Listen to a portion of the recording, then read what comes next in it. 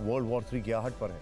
Trump ने Putin को warning दी, कहा कि यूक्रेन जंग तीसरे विश्व युद्ध में बदल सकती है। शांति की बात करने वाले ट्रंप पुतिन को महाविनाश की गारंटी देने लगे हैं। यह चिंताजनक खबर हमारे सामने आ रही है। फिक्र का दूसरा फोकस अफगानिस्तान के बगराम एयरबेस पर है। ट्रंप ने तालिबान से यह बेस वापस पाने की इच्छा जताई है। यहां से अमेरिका के टारगेट पर चीन के परमाणु हथियार होंगे।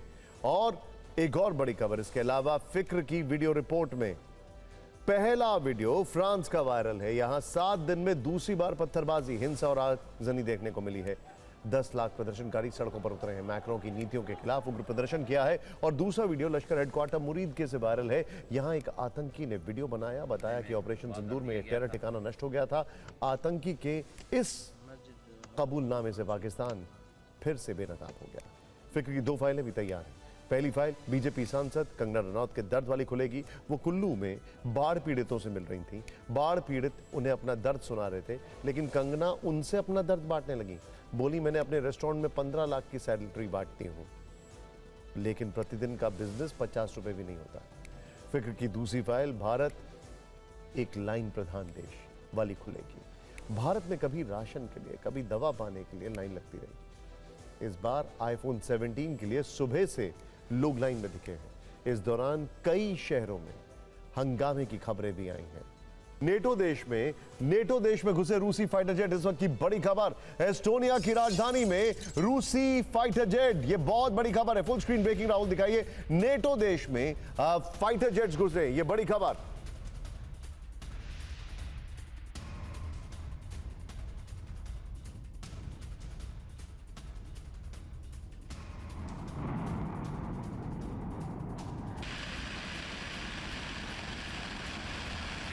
एस्टोनिया के एयर स्पेस में 12 मिनट तक रहा रूसी फाइटर प्लेन। ये बड़ी खबर मैं आपको दिखा रहा हूं। ये चिंताजनक खबर है। रशियन फाइटर प्लेन एस्टोनिया के एयर स्पेस में, ये इस वक्त की बड़ी खबर। इसी के साथ एक और ब्रेकिंग, रूसी फाइटर जेट की घुसपैठ से बढ़ के यूरोपीय देश। एक बड़ी खबर मैं आपको दिखा रहा हूं। नेटो ने रूसी सेना को दी चेतावनी। नेटो के आर्टिकल 4 पर चर्चा करेगा एस्टोनिया। आर्टिकल 4 यानी आर्टिकल 5 से पहले एक बड़ी बैठक होती है जिस पर घटनाक्रम को लेकर चिंता जताई जाती है। क्या हम ये दोनों ब्रेकिंग एक साथ दिखा सकते हैं? इस वक्त की बड़ी खबर आपके सामने है।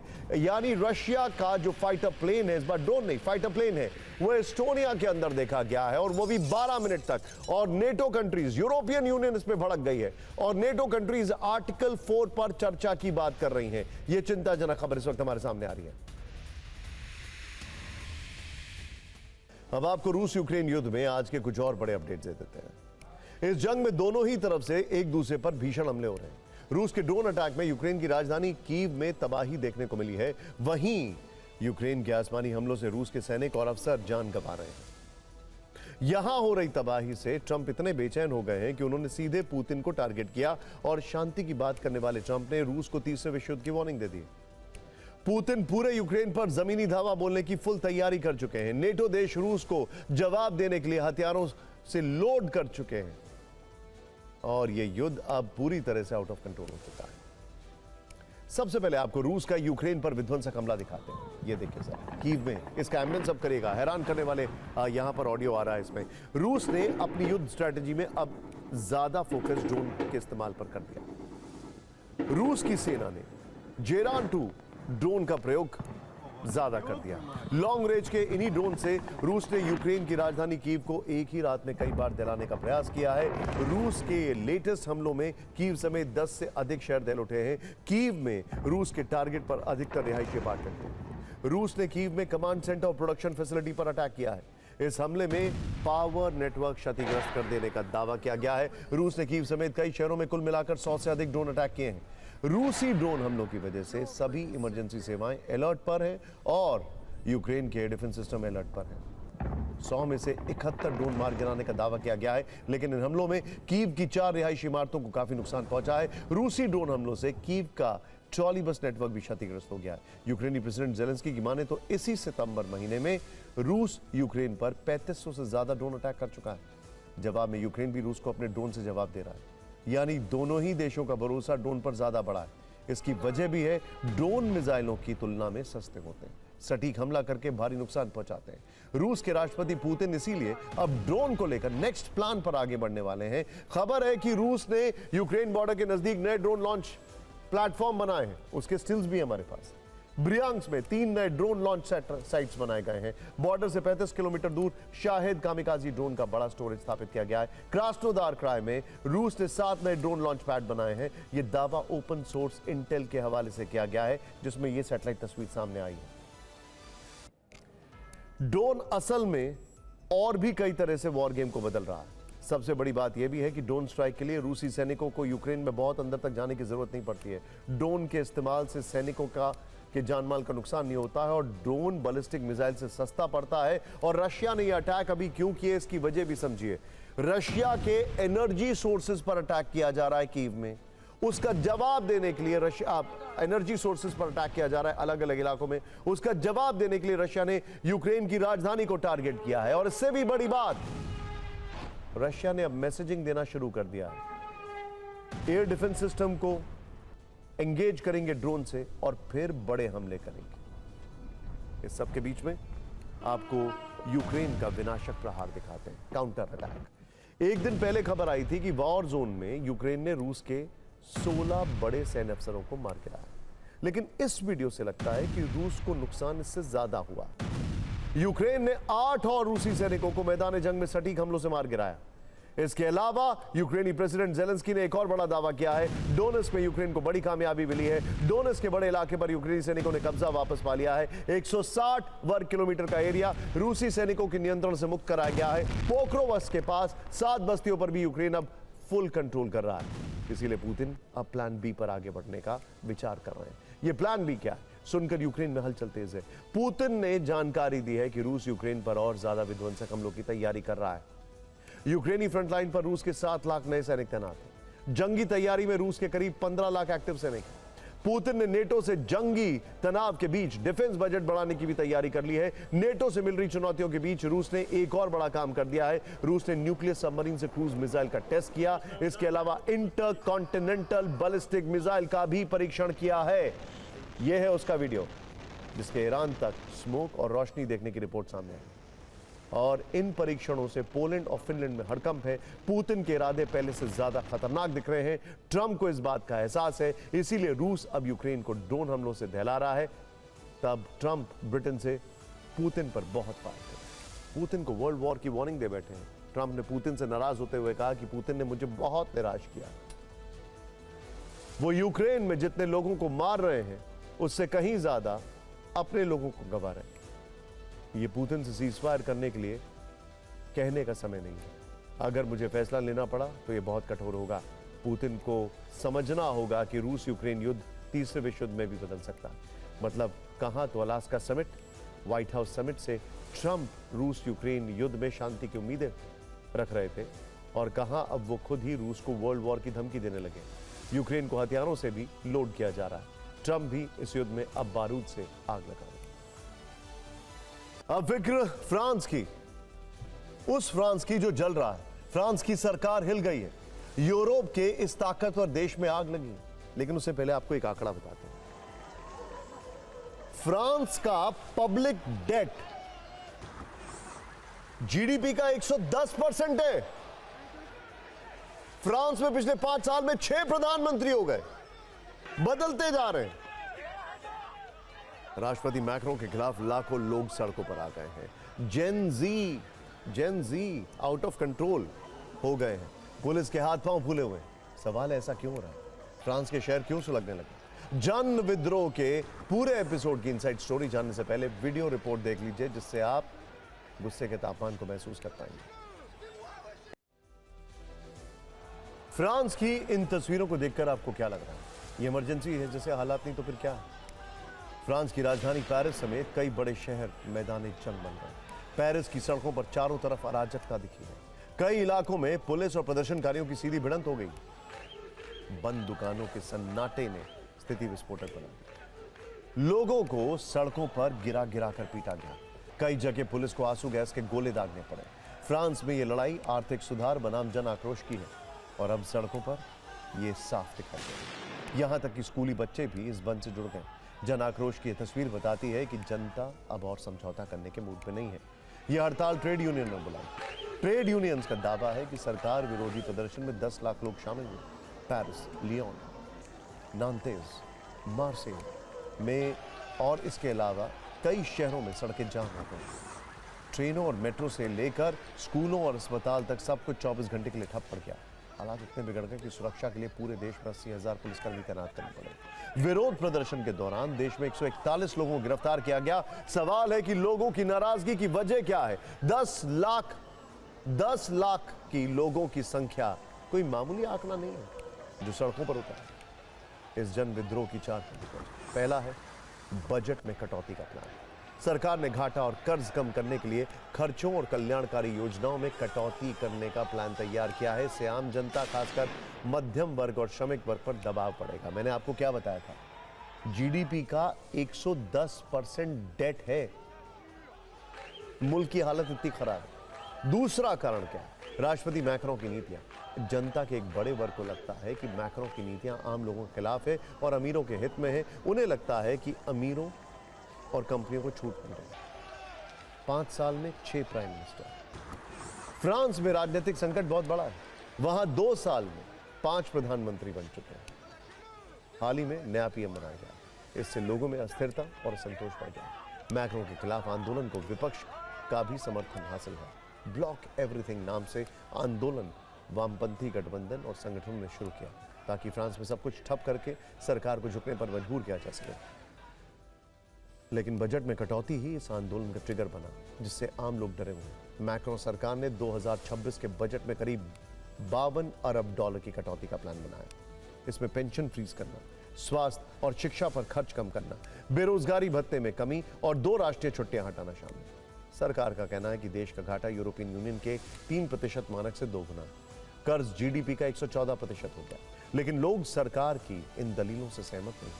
वो इससे अमीरों के लिए राहत और गरीबों पर बोझ मानते हैं। ट्रेड यूनियनों का कहना है कि सरकार अमीरों पर टैक्स बढ़ाएगी। उनकी जिंदगी पहले से ही महंगाई के चलते मुश्किल में है। तो क्या फ्रांस के राष्ट्रपति इमैनुअल मैक्रों से लोगों का मोह भंग हो गया है? क्या आर्थिक सुधार के चक्कर में प्रधानमंत्री की तरह उनकी कुर्सी भी खतरे में है? वैसे मैक्रों का फोकस यूक्रेन युद्ध पर है, जहां वो किसी समझौते के खिलाफ है। इसीलिए सवाल भी है कि फ्रांस जल रहा है, आर्थिक संकट में फंसा है और मैक्रों को ज्यादा चिंता यूक्रेन की सत्ता है।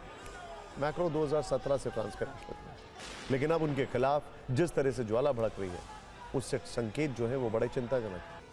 क्योंकि एक हफ्ते में ये दूसरी बार है जब लोग लाखों की संख्या में सड़कों पर आए। पिछले हफ्ते 10 सितंबर को भी फ्रांस में विरोध की आग चली थी। ब्लॉक एवरीथिंग सीरीज के उस प्रदर्शन में करीब 2 लाख लोग शामिल हुए थे। इस बार ये संख्या बढ़कर 10 लाख तक पहुंच गई। विश्लेषकों का मानना है कि अगर सरकार ने अपनी नीतियों में बदलाव नहीं किया तो आने वाले हफ्तों में स्थिति विस्फोटक हो सकती है। फ्रांस का में एक लंबा राजनीतिक और सामाजिक संकट खड़ा हो सकता है, क्योंकि सभी प्रमुख विपक्षी दलों का आंदोलन को समर्थन हासिल है, वो चाहे वामपंथी हो या सोशलिस्ट। जिन दलों ने संसद में पिछली सरकार गिराई, वो भी यूनियन के साथ सड़कों पर। ऐसे में सरकार के लिए बजट पास कराना मुश्किल है। संसद बटी हुई है और किसी के पास बहुमत नहीं। जाहिर है इससे अर्थव्यवस्था को नुकसान होगा और सरकार पर बजट बदलने का दबाव पड़ेगा। मैक्रो की लोकप्रियता पहले से ही कम है, उसमें और गिरावट भी आ सकती है। फिक्र में अब आगे बढ़ते हैं और बात करते हैं अमेरिकी राष्ट्रपति डोनाल्ड ट्रंप की। ट्रंप ने ब्रिटेन में प्रधानमंत्री कीर स्टारमर के सामने जो कुछ कहा वो हैरान करने वाला है। वैसे तो कई बार जो बातें करते हैं वो हैरान करने वाली होती हैं, लेकिन इस बार ट्रंप का एक और ये यू टर्न है, क्योंकि एक फैसला उन्होंने लिया था अफगानिस्तान खाली करने का। ये उनका फैसला था जिसे एग्जीक्यूट बड़े बुरे तरीके से बाइडेन की सरकार ने किया। लेकिन अब हम जो बता रहे हैं उसको ध्यान से सुनिए। जिस अफगानिस्तान में अमेरिकी फौज ने 20 वर्ष तक राज किया, अब अमेरिका फिर वापस उस अफगानिस्तान में जाना चाहता है। जिस अफगानिस्तान पर कभी सोवियत यूनियन का वर्चस्व था, अब ट्रंप दोबारा उस अफगानिस्तान में अपनी फौज तैनात करना चाहते हैं। ट्रंप ने पहली बार खुलकर कहा है कि बाइडेन के राज में अफगानिस्तान का बगराम एयरबेस तालिबान को फ्री में दे दिया गया था। अब वो उन्हें हर हाल में चाहिए। इसे लेकर दुनिया को बहुत जल्द एक बहुत बड़ी ब्रेकिंग न्यूज मिलने वाली है। अफगानिस्तान का बगराम एयरबेस सिर्फ एक सैन्य अड्डा नहीं बल्कि महाशक्तियों का जंग का प्रतीक रहा है। सोवियत संघ से लेकर अमेरिका तक जिसने भी अफगानिस्तान में सैन्य वर्चस्व जमाना चाहा उसे बगराम एयरबेस की जरूरत पड़ी। आज ये तालिबान के पास है, लेकिन ट्रंप के इरादों के बाद ट्रंप समर्थक कह रहे हैं कि तालिबान से छीनेंगे बगराम, तब पूरा होगा ट्रंप का इंतकाम। बगराम एयरबेस क्यों अब अमेरिका को हर हाल में चाहिए, सोचिए सर। इस पर हम विस्तार से फिक्र की फाइल करेंगे, लेकिन पहले इन तस्वीरों को देखिए। 15 अगस्त 2021 को काबुल पर तालिबान के कब्जे के अगले दिन 16 अगस्त 2021 को दुनिया ने वो डरावनी तस्वीरें देखी जो इतिहास में हमेशा के लिए दर्ज हो गई। इस दिन अमेरिकी फौज ने पूरे 20 वर्ष बाद अफगानिस्तान को हमेशा के लिए छोड़ा था और इसी दिन काबुल एयरपोर्ट पर हजारों लोग इकट्ठा हो गए। लोग बेतहाशा रनवे पर दौड़ रहे थे और अमेरिकी एयरफोर्स के C-17 ग्लोबमास्टर जैसे बड़े विमान पर चढ़ने की कोशिश कर रहे थे। कई लोग विमान के पहियों और पंख से लटक गए क्योंकि उन्हें लगा कि शायद इस तरह वो अफगानिस्तान से बाहर निकल पाएंगे। विमान की उड़ान भरते ही कई लोग नीचे गिर गए, उनकी मौत हो गई। ये तस्वीर दुनिया में अमेरिका की वापसी और अफगान जनता की बेबसी का प्रतीक बन गई। इसे आधुनिक इतिहास का सबसे दर्दनाक एयरलिफ्ट माना गया और इसी एयरपोर्ट से बगराम एयरबेस की दूरी करीब 50 किलोमीटर। लेकिन अब ट्रंप ने कह दिया है कि उन्हें बगराम एयरबेस हर हाल में चाहिए। वो ये भी कह रहे हैं कि बगराम एयरबेस से चीन ने के न्यूक्लियर ठिकाने सिर्फ 1 घंटे की दूरी पर है। ऐसे में आपको समझना होगा कि आखिर बगराम एयरबेस अमेरिका के लिए कितना जरूरी है। यह अफगानिस्तान का सबसे बड़ा सैन्य अड्डा है। यह पूरे 77 स्क्वायर किलोमीटर में फैला है। यहाँ हजारों सैनिकों के रहने का इंतजाम है। यहाँ वेपन डिपो और बड़े फाइटर जेट की तैनाती की सुविधा है। यहाँ एक रनवे 3500 मीटर से भी लंबा है। यहाँ C-5 गैलेक्सी और C-17 ग्लोबमास्टर जैसे बड़े ट्रांसपोर्ट एयरक्राफ्ट उतर सकते हैं। यहाँ 100 फाइटर जेट की पार्किंग की सुविधा है। यहाँ अत्याधुनिक रेडार, कंट्रोल टावर और एयर डिफेंस सिस्टम था। अमेरिका ने इस एयरबेस का इस्तेमाल निगरानी और जासूसी के लिए भी किया। ड्रोन हमले इसी एयरबेस से कंट्रोल किए जाते थे। यहां अमेरिका ने 50 बेड का अस्पताल भी बनाया था और 20 वर्षों तक अमेरिका ने इसी बगराम एयरबेस पूरे रीजन को कंट्रोल किया। अभी तक आपने जो देखा वो थी बुनियादी और जरूरती बातें, लेकिन इसका रणनीतिक महत्व जानकर आप समझ जाएंगे कि आखिर ट्रंप को इस एयरबेस की दोबारा जरूरत क्यों पड़ गई है। यहां से अमेरिका सेंट्रल एशिया पर नजर रख सकता है। चीन के शिनजियांग प्रांत का बॉर्डर अफगानिस्तान से लगता है। शिनजियांग में ही लोपनू टेस्ट साइट और मिसाइल साइलो फील्ड है। अमेरिका यहां से ईरान, पाकिस्तान, चीन पर एक साथ नजर रख सकता है। अमेरिका बिना किसी की इजाजत के लिए ईरान या पाकिस्तान में ऑपरेशन कर सकता है। अगर ISIS के अलकायदा या तालिबान फिर खतरा बने तो अमेरिका बगराम से तुरंत जवाबी कार्रवाई कर सकता है। यह एयरबेस अमेरिका के लिए फॉरवर्ड बेस की तरह इस्तेमाल हो सकता है। बगराम फिर से अमेरिका का ड्रोन ऑपरेशन सेंटर बन सकता है। अमेरिका यहां पहले से बनी अंडरग्राउंड टनल और जासूसी उपकरण का इस्तेमाल कर सकता है। अब आपको बताते हैं कि अगर अमेरिकी फौज वापस बगराम एयरबेस पर आ गई तो कैसे ये 4 देशों के लिए मुश्किलें खड़ी कर सकता है। पाकिस्तान में आतंकवादी गतिविधियों और न्यूक्लियर प्रोग्राम अमेरिका की निगरानी में होगा। चीन की CPEC को खतरा महसूस होगा और अमेरिका की चीन के न्यूक्लियर ठिकानों पर नजर होगी। अमेरिका बगराम से कभी भी ईरान के न्यूक्लियर ठिकानों पर टारगेट कर सकता है। इसके साथ ही मध्य एशिया में अमेरिका की मौजूदगी रूस को भी परेशान कर सकती है। पहले आप देखिए फिक्र की एक न्यूज हुई, फिर आपको बताएंगे कि आखिर तालिबान अब इस एयरबेस को कैसे इस्तेमाल कर रहा है। इस एयरबेस पर अमेरिका का कब्जा होता है या उसके कदम आते हैं तो एक नेचुरल उसको एडवांटेज मिलता है, स्ट्रैटेजिक एडवांटेज मिलता है कि वो चीन के उस इलाके पर निगाह रख पाए। लेकिन चुनौती ये है कि बगराम को रिक्लेम करने के लिए उसको लगभग 8-10 हज़ार सैनिक फिर से वहाँ पर रखने होंगे। उसको इस फैसिलिटी को चालू करने के लिए अपने लोग रखने होंगे और अमेरिकी सैनिकों या वहाँ के प्रोफेशनल्स की मौजूदगी के लिए जो सुरक्षा व्यवस्था करनी है अमेरिका को। अमेरिका के अगर प्रभाव में ये अगर बेस आ जाता है तो ये चाइना के लिए थोड़ा खतरा बन सकता है। और अफगानिस्तान की बात समझें तो तालिबान शायद इसे दे ना, क्योंकि उसे बिल्कुल बायलैटरल रिलेशंस में अमेरिका के साथ जीने का जो उसकी जो तरीका है वो दिखता है, तो शायद ये संभव न हो पाए। ये ठीक 4 वर्ष पहले का वीडियो है। इसमें आप देख सकते हैं कि जब अमेरिकी फौज ने बगराम एयरबेस छोड़ा था तब वो कैसा दिखता था। यहाँ सैकड़ों की संख्या में गाड़ियां खड़ी थी, हजारों लोगों के रहने के इंतजाम थे, बड़े बड़े घर बने हुए थे, सैनिकों के लिए जिम से लेकर सभी सुख सुविधाओं की चीजें मौजूद थी। लेकिन अमेरिकी फौज के जाने के बाद अब तालिबान का इस पर कब्जा हो गया। लेकिन अब तालिबान इसका दूसरे तरीके से इस्तेमाल कर रहा है। ये वीडियो पिछले वर्ष 14 अगस्त का है। ये परेड अफगानिस्तान पर तालिबान की वापसी की 30वीं सालगिरह के मौके पर हुई। इसमें तालिबान सैनिक कंधे पर रॉकेट लॉन्चर लेकर चल रहे थे। पैदल सेना के साथ बाइक पर सैनिकों की टुकड़ियां निकली। इस परेड में सोवियत काल के टैंक्स और तोपखाने, अमेरिकी फौज की तरफ से छोड़ी गई मिलिट्री गाड़ियां और हेलीकॉप्टर दिखाई दिए। यहाँ पैदल सैनिकों की टुकड़ी ने मार्च किया। इस परेड में चीन और ईरान के डिप्लोमेट्स भी मौजूद थे। अब जल्दी से बगराम एयरबेस के इतिहास के बारे में जान लेते हैं। वर्ष 1950 में सोवियत यूनियन ने इसे बनाया था और करीब 30 वर्षों तक इस पर कब्जा रहा। यहीं से सोवियत हेलीकॉप्टर और फाइटर जेट अफगान मुजाहिदीन पर हमला करते थे। सोवियत वापसी के बाद कई मिलिशिया संगठनों और तालिबान के कब्जे में रहा है। 1990 के दशक में यहां कई बार बमबारी हुई, जिसमें इसका बुनियादी ढांचा क्षतिग्रस्त हो गया।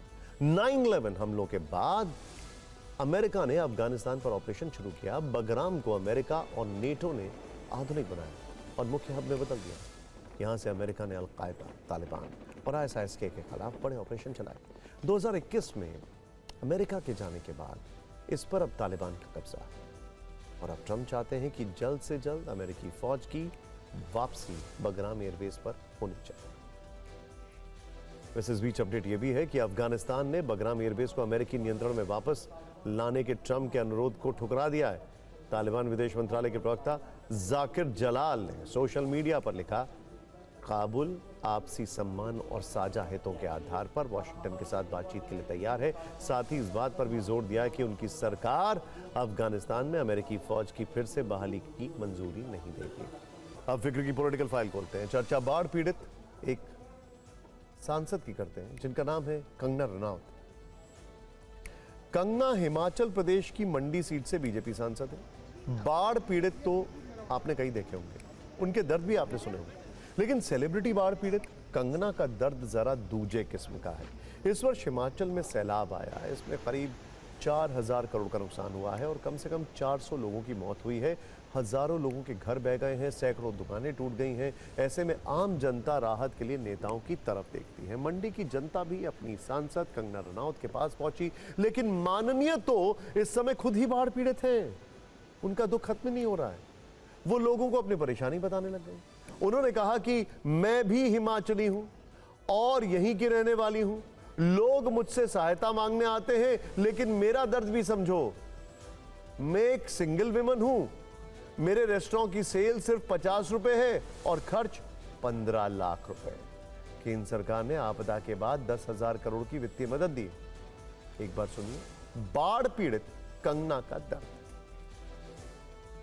आप मुझ पे चढ़ाई करने आई हैं कि प्रश्न करने आई हैं? हाँ जी, हम सब चढ़ाई मत करिए, प्रश्न करिए। हम भी यहीं के वासी हैं, ठीक है। आप हमें नोचने आएंगे तो हम कैसे काम करेंगे आपके लिए? बिल्कुल शांत हो जाइए पहले तो, और ये जानिए कि मेरा भी घर यहाँ पे है। मुझ पे क्या बीतती होगी। मेरा भी रेस्टोरेंट यहीं पे, जिसमें कल 50 रुपए का बिजनेस हुआ है।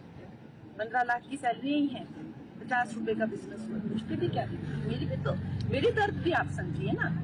मैं भी इंसान ही हूँ, मैं भी अकेली लड़की हूँ इस समाज में, आप ही की तरह एक सिंगल वुमन हूँ, तो मेरी भी आप आपदा समझिए। मुझे आप ऐसे अटैक मत करिए कि कंगना जो है कहीं से क्वीन ऑफ इंग्लैंड है और हमें कुछ कर नहीं रही है। ऐसा कुछ नहीं है। मैं भी एक अपना कमाने खाने वाली खुद एक लड़की। वैसे बाढ़ पीड़ित कंगना ने सिर्फ अपनी पीड़ा नहीं सुनाई, बल्कि हिमाचल सरकार पर भी कटाक्ष किया। जवाब कांग्रेस ने भी दिया। पीडब्ल्यूडी मिनिस्टर कहाँ है? आप उनके बारे में क्यों नहीं पूछते हैं? वो कहाँ गुलछर्रे उड़ा रहे हैं? उनको भी तो यहाँ पे होना चाहिए ना। हमें वो पूछते रहते हैं कि वो नहीं आई, लेकिन वो खुद का पीडब्ल्यूडी मिनिस्टर कहाँ है? तो ये बात ठीक नहीं है ना उनकी। मैं देख रही हूँ यहाँ पे ये रिपोर्ट आ रही है, यहाँ पे वो रिपोर्ट आ रही है। वो अपने शादी पे निकल रहे हैं, फिर कोई हनीमून पे निकल रहा है। तो ये एक हमारे मंडी के लोगों के साथ जो है निश्चित तौर पे निराशा वाली बात है कि उनके साथ उनका नुमाइंदा खड़ा नहीं होता। पर मुझे लगता है कि अब उन्होंने भी उनसे उम्मीद छोड़ दी है। ये लोग पब्लिक रिप्रेजेंटेटिव बनने काबिल ही नहीं है। ये तो इनकी चमक दमक देख के लोग वोट देते हैं एक बार, दूसरी बार टिकट नहीं मिलती, जीतते नहीं लोग, एक ही बार जीतते हैं। सोचिए, जब मंडी के लोगों ने कंगना को वोट दिया होगा तो सोचा होगा कि उनकी सांसद मुश्किल वक्त में उनका साथ देंगे, मदद करेंगी, लेकिन यहां तो उनकी मुलाकात बाढ़ पीड़ित कंगना रनौत से हो गई। सांसद चुने जाने के बाद विवादों में घिरने के मामले में कंगना रनौत की स्पीड काफी ज्यादा है। कुछ दिन पहले जब मंडी में बाढ़ आई थी तो लोगों को उम्मीद थी कि वो उनसे मिलने आएंगी, वो नहीं पहुंची तो विरोध हुआ। उनके विवादास्पद बयानों की लिस्ट इतनी लंबी है कि उस पर कई किलोमीटर लंबा ग्रंथ लिखा जा सकता है। वैसे कंगना पर भी खूब विवादास्पद बयान आते हैं। कंगना ने एक बार किसानों की रैली पर आपत्तिजनक बातें कही थी, इस पर उन्हें एक महिला कांस्टेबल ने थप्पड़ मार दिया था। तमिलनाडु के कांग्रेस नेता ने कंगना रनौत को उस थप्पड़ की याद दिलाई है। तमिलनाडु कांग्रेस के नेता KS अलगिरी ने कहा है कि वैसे तो कंगना रनौत दक्षिण के राज्यों में नहीं आएंगी, अगर वो दक्षिण भारत के किसी राज्य में आए तो उन्हें थप्पड़ मार देना चाहिए। इस पर कंगना ने कहा कि अगर मुझे नफरत करने वाले लोग हैं तो मुझे प्यार करने वाले लोग भी हैं। वो भारत में जहां चाहें वहां जा सकती हैं और उन्हें कोई रोक नहीं सकता।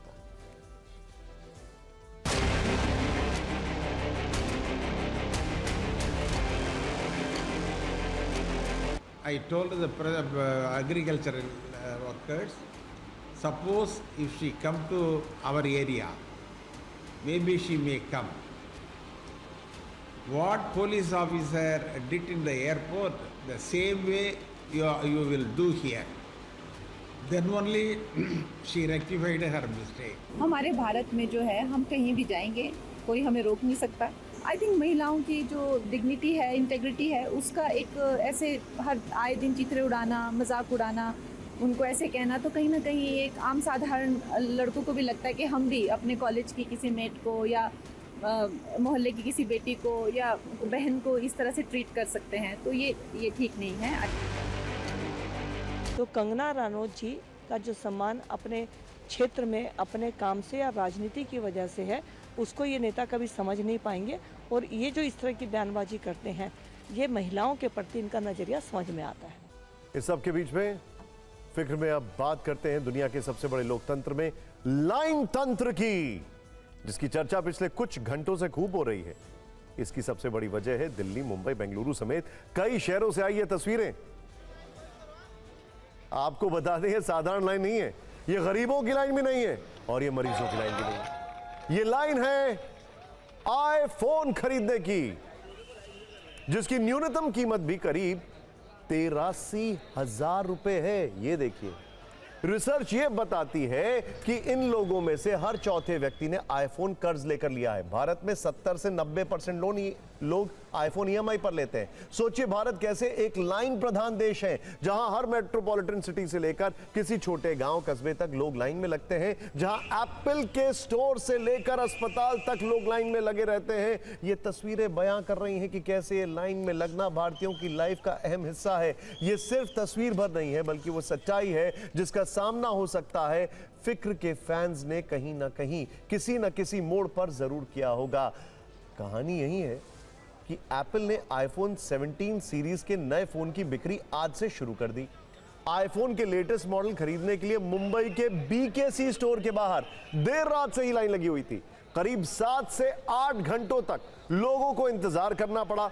आईफोन के 17वीं सीरीज के फोन को पहले ही दिन खरीदने के लिए कई ग्राहक मुंबई के बांद्रा कुर्ला कॉम्प्लेक्स में एप्पल स्टोर पर पहुंचे थे। लोगों की आईफोन 17 को पहले खरीदने की इतनी ज्यादा चाहत थी कि स्टोर के बाहर हाथापाई की नौबत आ गई। ये देखिए जरा, हालात ऐसे हो गए कि पुलिस वालों और स्टोर के सिक्योरिटी स्टाफ को आना पड़ गया। ऐसी ही तस्वीर दिल्ली में भी देखने को मिली। ये आईफोन है भाई, फाइट फोन नहीं है। ऐसी तस्वीर दिल्ली में भी देखने को मिली है, जहां एप्पल स्टोर के बाहर आईफोन खरीदने के लिए घंटों लाइन में लोग दिखाई दे रहे हैं, अपनी बारी का इंतजार करते रहे। देश के 3 बड़े शहरों में कैसे आईफोन के लिए लाइन तंत्र वाली तस्वीर दिखी, आप एक साथ देखिए। मुंबई, दिल्ली और बेंगलुरु में बड़ी संख्या में लोग एप्पल स्टोर के बाहर इंतजार कर रहे थे, कतार में लगे हुए थे। शहर अलग अलग हैं, तस्वीरें अलग अलग हैं, लोग अलग अलग हैं, लेकिन लाइन एक ही है। रात के 2 बजे से लाइन में हम लगे हैं, करीबन रात 12 बजे से, सोए भी नहीं है कल से। बॉम्बे में आई बीन स्टैंडिंग हियर कुछ 3:30 बजे से, सुपर एक्साइटेड। हम गुजरात से फ़ोन लेने आए हैं गुजरात से। मैं आज 2 बजे आया था इधर रात को। मैं कल रात 3 बजे से रुका हुआ था। आज से आईफोन 17 की हिंदुस्तान में बिक्री शुरू हो चुकी है, जिसके चलते मुंबई से लेकर दिल्ली तक एप्पल स्टोर के बाहर ग्राहकों की लंबी लाइनें देखने को मिल रही है। 17 प्रो मैक्स लेने आया था बट मिल ही नहीं रहा है। ठीक है, 17 प्रो आउट ऑफ स्टॉक है, 17 pro max out of stock है, 2-2 लाख के फ़ोन आउट ऑफ स्टॉक है। तो मेरे लिए तो क्वालिटी बहुत ज़्यादा ज़रूरी चीज़ है, तो इसलिए आईफोन तो मतलब मस्ट है। वो ना लाइफस्टाइल का पार्ट बन चुका है। लोग 2 और फ़ोन रखेंगे जेब में, बट एक आईफोन ज़रूर रखेंगे ही रखेंगे। 12 साल की दीवानगी भी है, और फिर दीवानगी क्यों है? क्योंकि ये वर्थ रखता है, ये वर्थ रखता है। 16 यूज़ कर। आईफोन के लिए तो क्रेज़ है, दीवानगी भी है, लेकिन ज़रा लाइन तंत्र वाला दर्द भी देखिए। कहीं बेरोजगारों की लाइन है, कहीं किसानों की लाइन है, कहीं मरीजों के लिए दवा की लाइन है, कहीं पानी के लिए घंटों इंतजार है, एक एक बूंद के लिए लंबी कतार है। भारत में हर वक्त करोड़ों लोग लाइन में लगे रहते हैं। सूरज उगने से सूरज डूबने तक लाइन में रहते हैं। गाड़ी खरीदने जाएंगे तो महीनों की वेटिंग है। ये यहाँ पर भी कतार है। टिकट के लिए लाइन है, रेस्टोरेंट में खाना खाने के लिए लाइन है, पेट्रोल सीएनजी के लिए लाइन है, हर आदमी लाइन में है। इसीलिए कहा जाता है कि भारत एक लाइन प्रधान देश है, क्योंकि आबादी बहुत ज़्यादा है। आपने राशन की कतार देखी होगी, बैंकों में लंबी कतार देखी होगी, सरकारी योजनाओं का लाभ लेने के लिए लोग घंटों लाइन में रहते हैं। कॉल सेंटर में फ़ोन करेंगे तो जवाब आता है कि आप कतार में हैं, आपका नंबर आने वाला है। कई लोग पहले से लाइन में हैं। ये एक ऐसा सच है जिससे हर किसी को सामना करना पड़ता है। नेताजी से मिलने के लिए उनके दरबार में भी लाइन लगती है। एक अनुमान के अनुसार भारतीय जीवन के औसतन 7 से 10 वर्ष लाइन में बीतते हैं। प्रतिदिन एक व्यक्ति औसतन 3 घंटे तक लाइन में रहता है। भारत की जनसंख्या 145 करोड़ से अधिक है, जो दुनिया में सबसे ज्यादा है। इससे संसाधनों पर भारी दबाव पड़ता है, जिसके परिणाम स्वरूप अस्पताल, रेलवे स्टेशन, राशन की दुकान, बैंक और सरकारी कार्यालयों जैसे स्थानों पर लंबी कतारें लगती हैं। सरकारी अस्पतालों में मरीजों को ओपीडी पर्ची, दवाइयों या टेस्ट के लिए घंटों इंतजार करना पड़ता है। दिल्ली जैसे शहरों में भी पानी के लिए लोग लाइन में रहते हैं। कई बार 4-5 घंटे इंतजार के बाद पानी नहीं मिलता है। सीमित संसाधन, ज्यादा जनसंख्या और कमजोर व्यवस्था, ऐसी और भी कई वजह हैं जो लोगों को लाइन में लगने के लिए मजबूर करती हैं। हर दौर में अलग अलग तस्वीरें आप देखते हैं, लेकिन आईफोन के लिए जो क्रेज है, इसके लिए जो कतार है, उसमें दर्द से ज्यादा जुनून है। वैसे देश में हर चौथा आईफोन ईएमआई पर बिक रहा है। नए आंकड़ों से जानकारी सामने आई है कि जनवरी से अगस्त 2025 के बीच हर 4 में से 1 खरीदार ने आईफोन लेने के लिए कर्ज लिया है। इसमें गैर बैंकिंग वित्तीय कंपनी से कर्ज, क्रेडिट कार्ड के जरिए ईएमआई, कैशबैक स्कीम। नोट करने वाली बात यह है कि देश के टियर 2 और टियर 3 शहरों में भी ये क्रेज तेजी से बढ़ रहा है। लखनऊ, भोपाल और जयपुर जैसे टियर 1 शहरों में आईफोन की बिक्री में 35% से अधिक की बढ़ोतरी हुई है, जबकि गुवाहाटी, जबलपुर जैसे छोटे छोटे शहरों में तो आईफोन की बिक्री में 5 गुना से ज्यादा वृद्धि देखी गई है।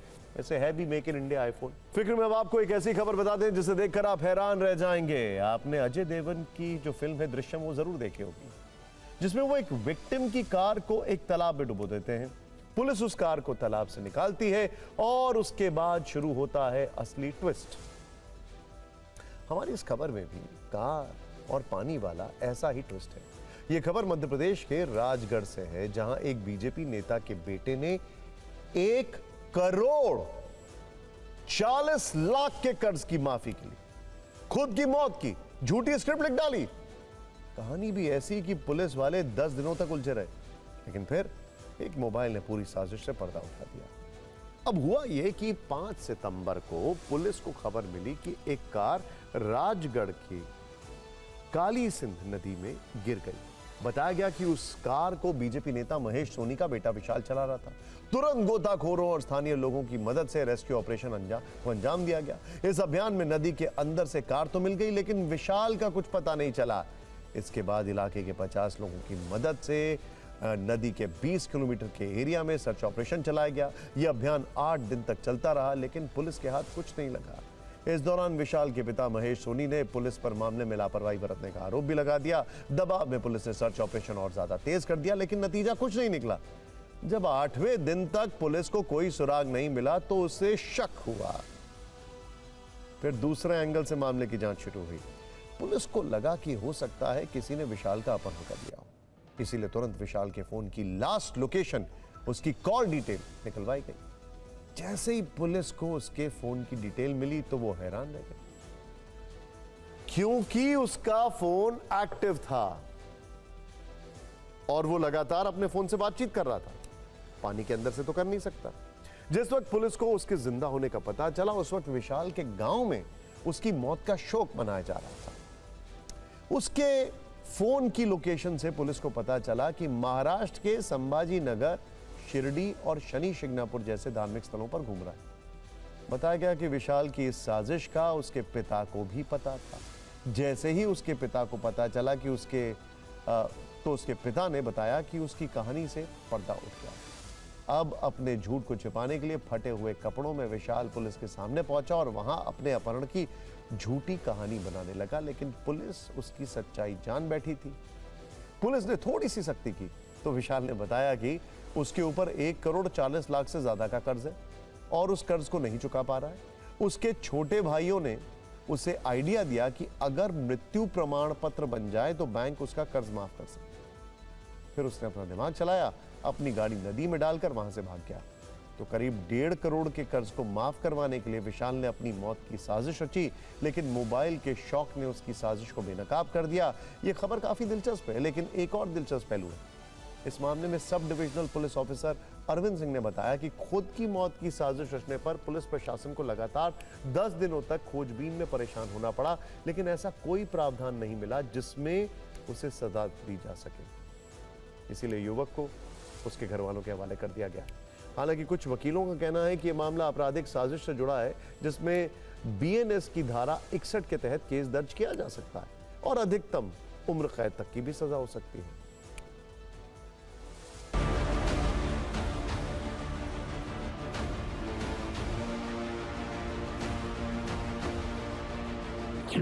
एक्चुअल में अपने यहाँ सहारनपुर कस्बे में काली सिंध नदी पे एक ब्रिज है छोटा, जहाँ पर से एक दुर्घटनाग्रस्त गाड़ी नदी में गिर गई थी ब्रिज से, और ऐसे कयास लगाए गए कि विशाल सोनी गाड़ी के साथ नदी में गिर गया और शायद गिर करके उनकी देहांत हो चुका है। लेकिन हमें थोड़ा सा डाउट था कि शायद हो सकता है ऐसा कि घटना में कोई और भी एंगल हो।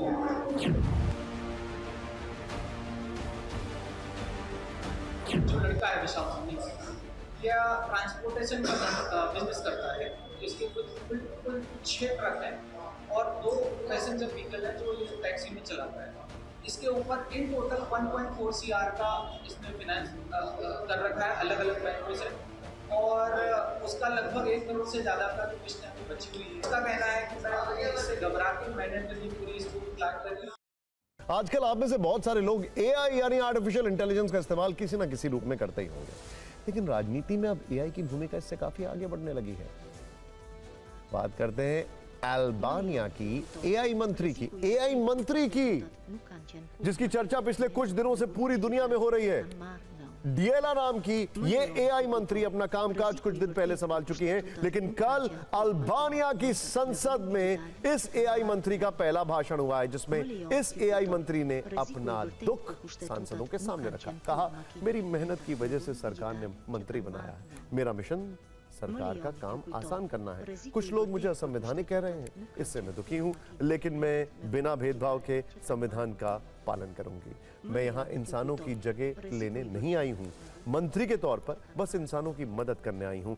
AI मंत्री ने यह भी कहा कि संविधान को खतरा मशीनों से नहीं है, असली सत्ता में बैठे लोगों के गलत फैसलों से है। संसद में जब AI मंत्री डिएला का यह भाषण हो रहा था, उस वक्त विपक्षी सांसदों ने हंगामा किया, विपक्षी सांसदों ने बोतलें फेंकनी शुरू कर दी, नारेबाजी कर दी।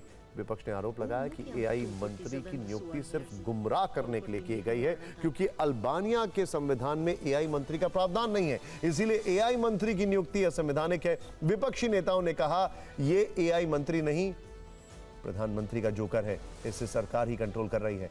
पूरी दुनिया में इसको लेकर मजाक उड़ रहा है। सरकार इस AI मंत्री की आड़ में अपना भ्रष्टाचार छिपाना चाहती है।